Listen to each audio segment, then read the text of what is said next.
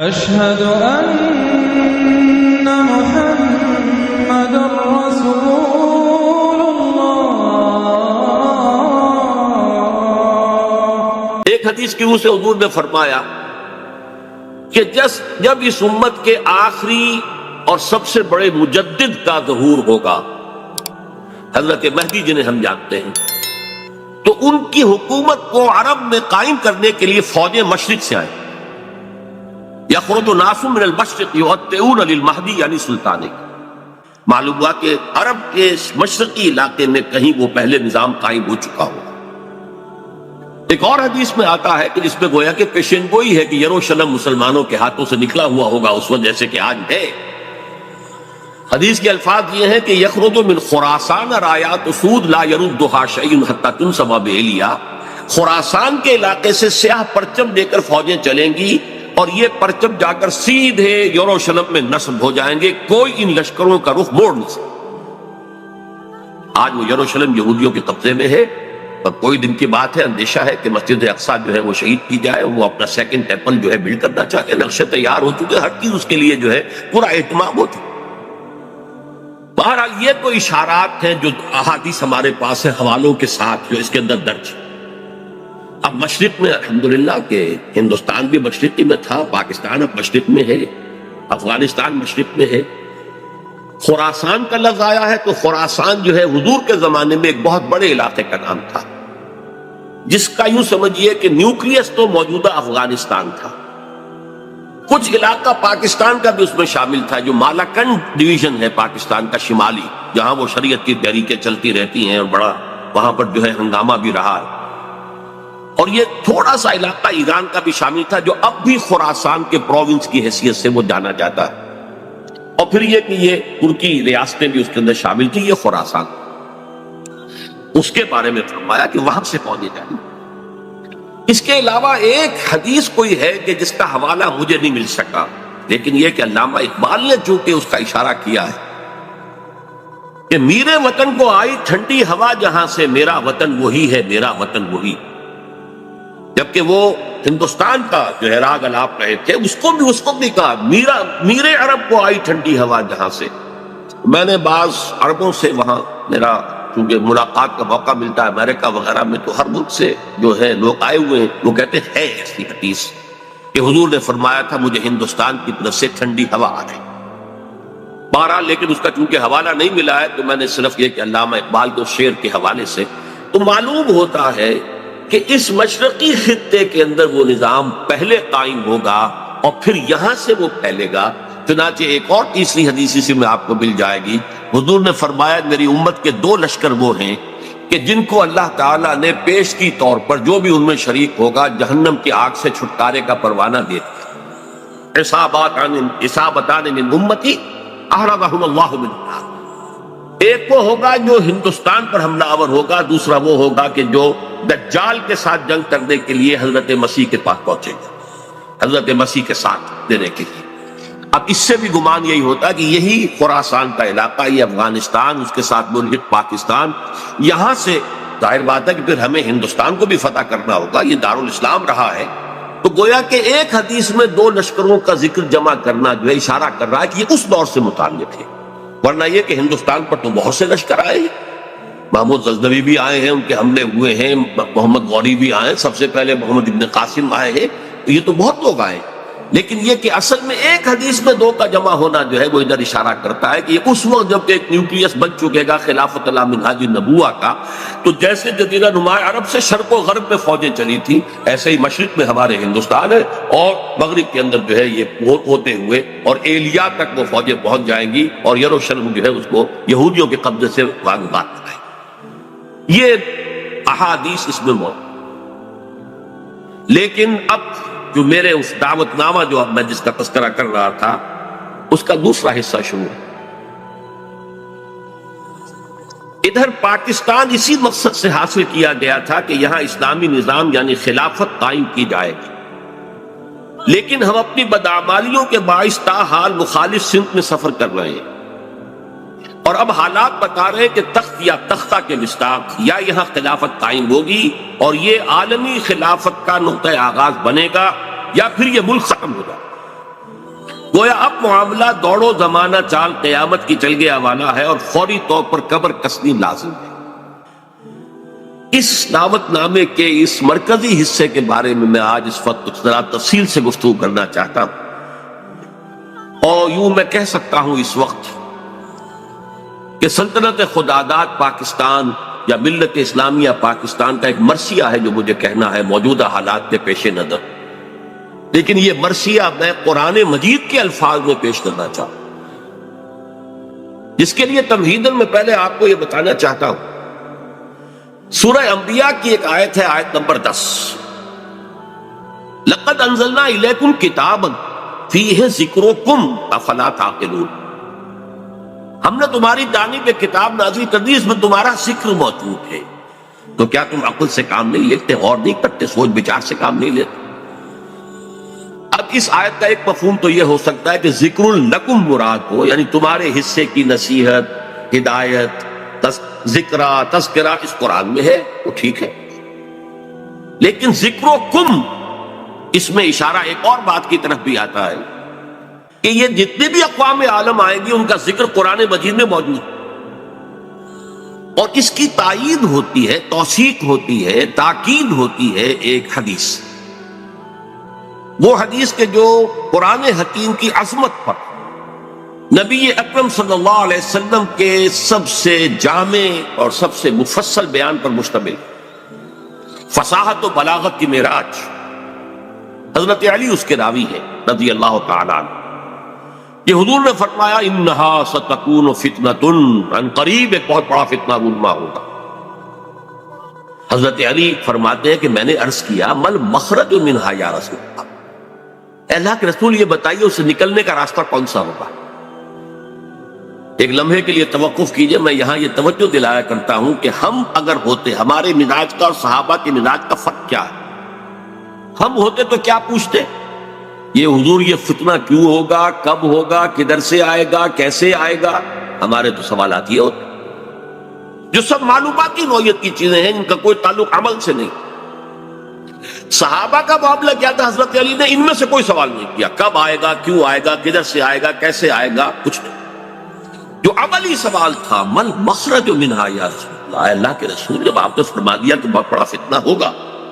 تو ہمیں تو اب یہ سمجھنا ہے کہ وہاں سے نکلنے کا راستہ کون سا؟ بس اس کے جواب میں وہ حدیث ہے کتاب اللہ، تمام فتنوں سے نکالنے والی اللہ کتاب، فیہ نبأ ما قبلکم وخبر ما بعدکم وحکم ما بینکم،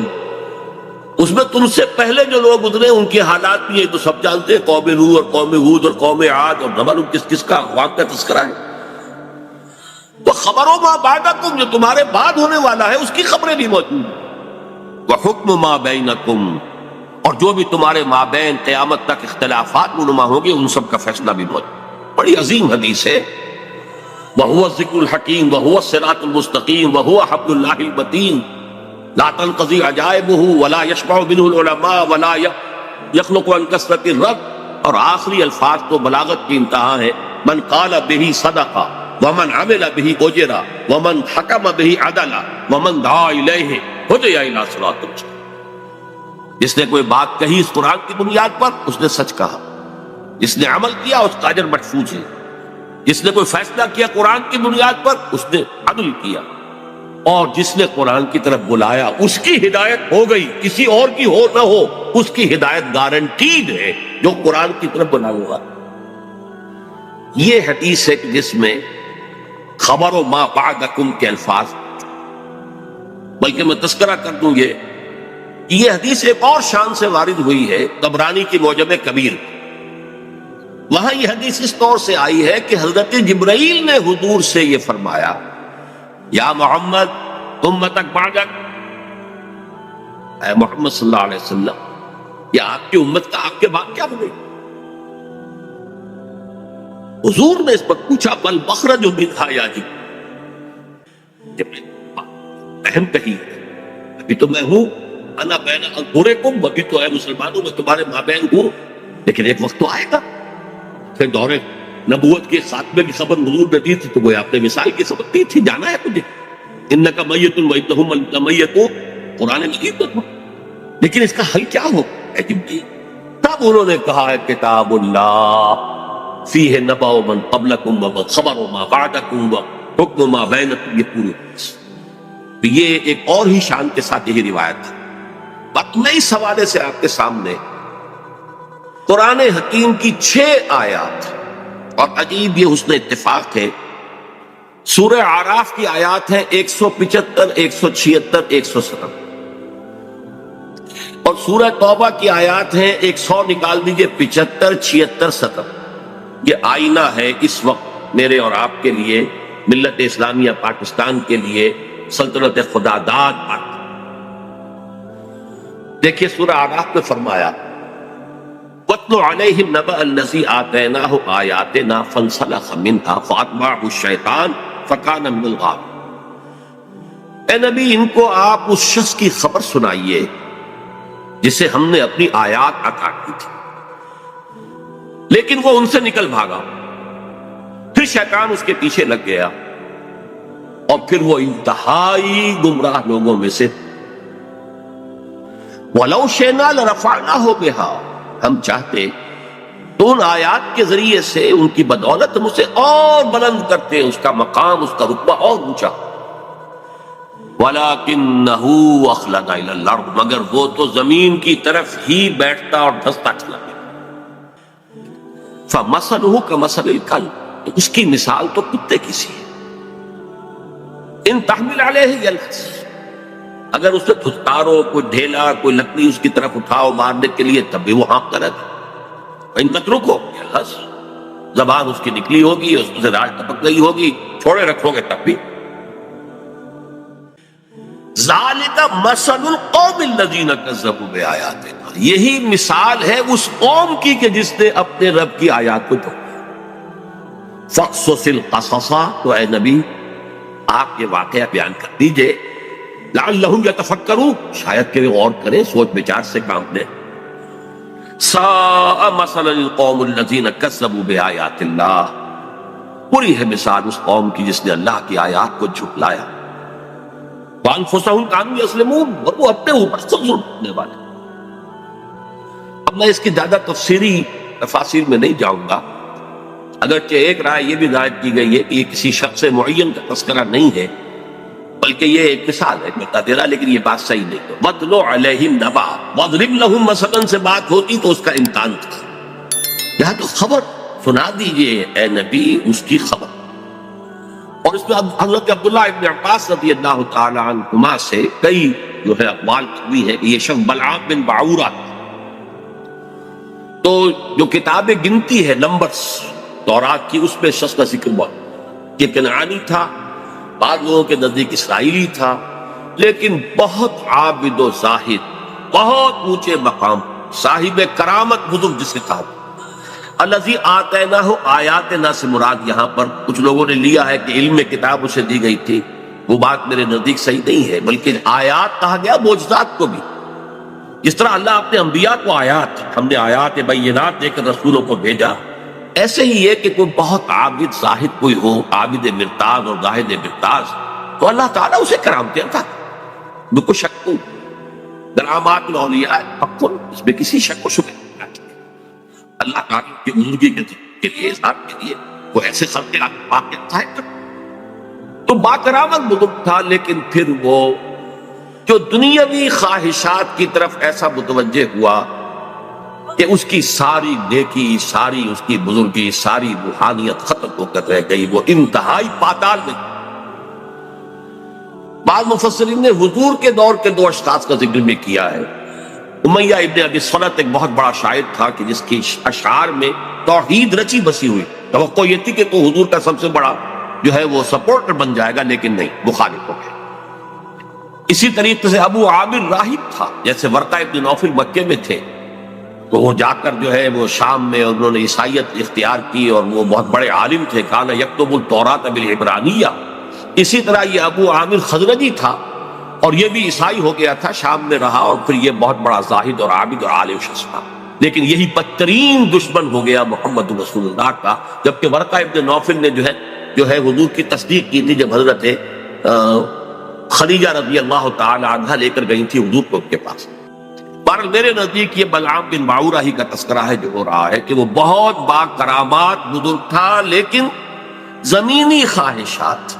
خواہشات دو سب سے نمایاں، بطن، پیٹ کھانے کو مانگتا ہے، یہ انسان کی بہت بڑی،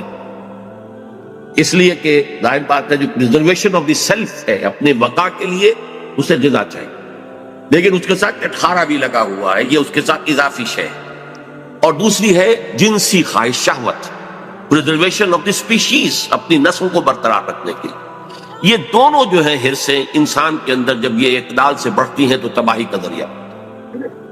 لیکن یہاں نوٹ کیجئے کہ ایک شخص جسے اللہ نے اپنی آیات عطا کی، صاحب کرامت بزرگ تھا، لیکن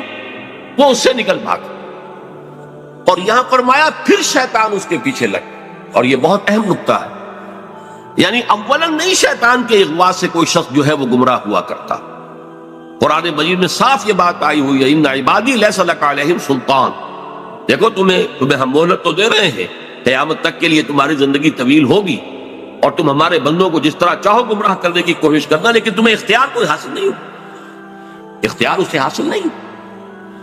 تو جو شخص خود اپنی جو ہے داخلی غلط تقاضوں کے تحت غلط راستہ اختیار کرتا ہے، پھر شیطان اس کے پیچھے لگ جاتا ہے،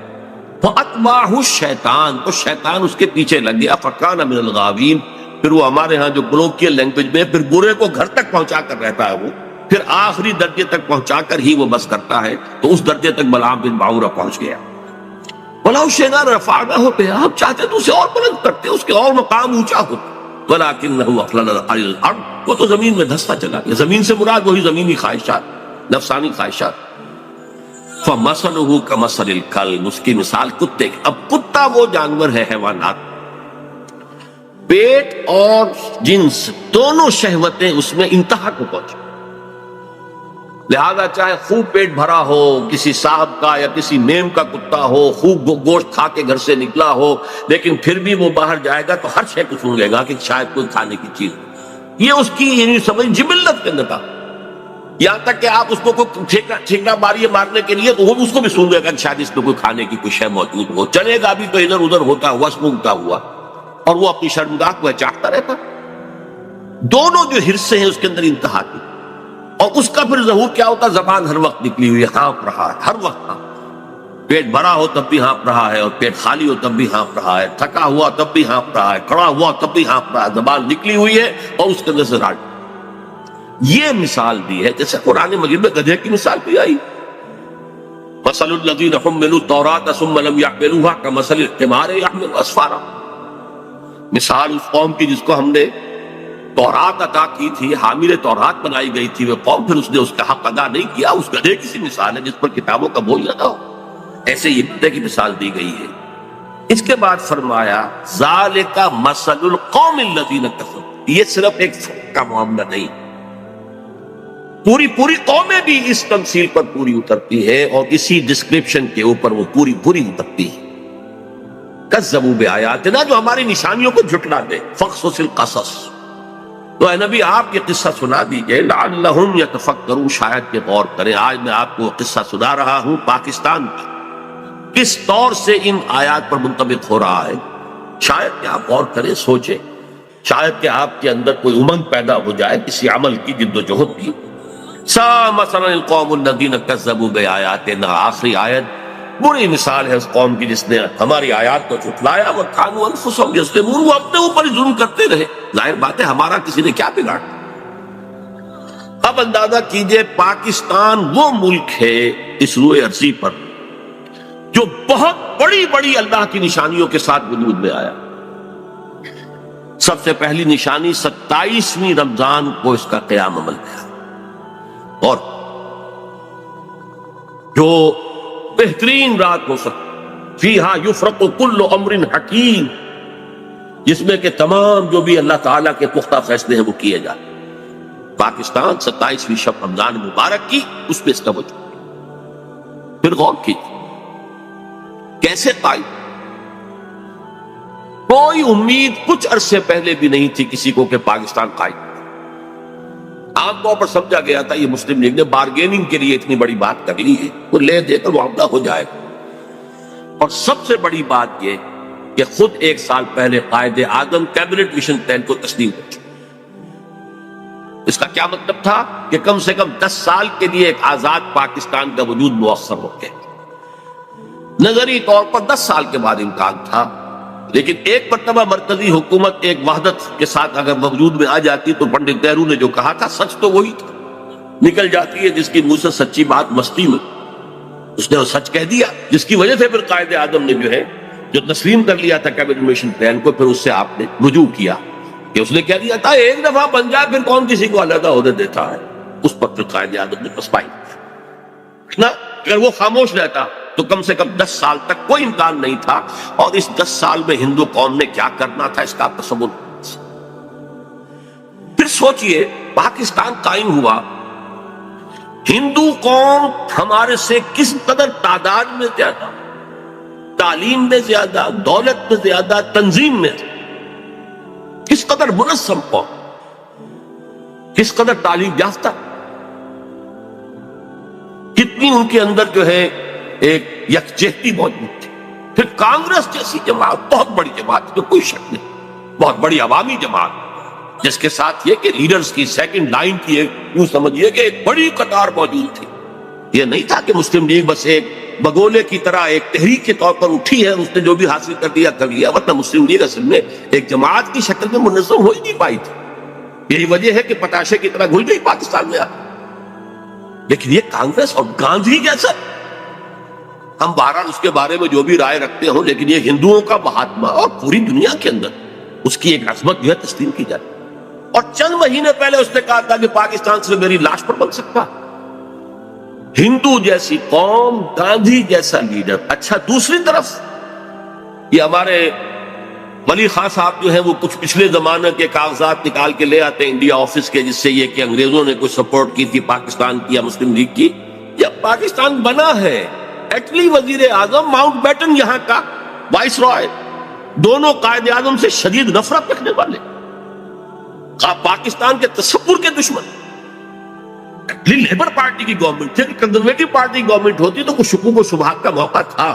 لیکن یہ تو لیبر پارٹی کی ہوگی۔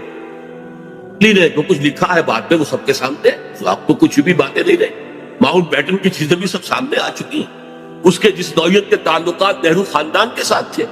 اب وہ چیزیں بھی کہنے کی بھی نہیں ہے، ورنہ یہ کہ لیڈی ماؤنٹ بیٹن کے ساتھ اس کے ناجائز تعلقات تک کا چرچا موجود ہے۔ اور یہ کہ گاندھی کا تو وہ چیلا تھا، آخری وقت میں پنڈت نہرو نے اور پٹیل نے جا کر اس سے کہا تھا کہ ہم نہیں کہہ سکتے باپو کے سامنے جا کر یہ کہنے کی ہماری جرت نہیں ہے کہ ہم ہندوستان کی تقسیم پر راضی ہو گئے ہیں، کہ تم ہی جا کے راضی کہا۔ اس نے جا کر گاندھی سے بات کی، کیا پٹی پڑھائی ہے وہ جائے۔ یہ تھے وہ نامساعد حالات جن میں پاکستان کا قیام، اور اس کے اندر جمع کر لیجئے یہ بات کہ 1 سال پہلے مولانا حسین احمد مدنی رحمت اللہ علیہ نے سلہٹ میں یہ کہہ دیا تھا، رمضان مبارک میں پورے 1 سال پہلے، ملأ اعلیٰ میں پاکستان کے قیام کا فیصلہ ہو چکا۔ ملأ اعلیٰ سے مراد فرشتوں کا وہ سب سے اونچا طبقہ ہے، جو اللہ کا مقربین، جو ملائکۃ المقربین،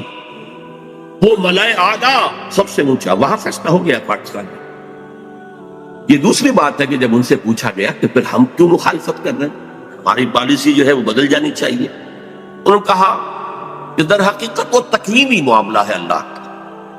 ہمارا کام تکوینیات کے حوالے سے نہیں ہے، بلکہ ہمیں تو اپنی سوچ اور سمجھ سے جو بھی رائے صحیح ہے اسی کے اوپر کام کرنا ہے، لیکن فیصلہ ہو۔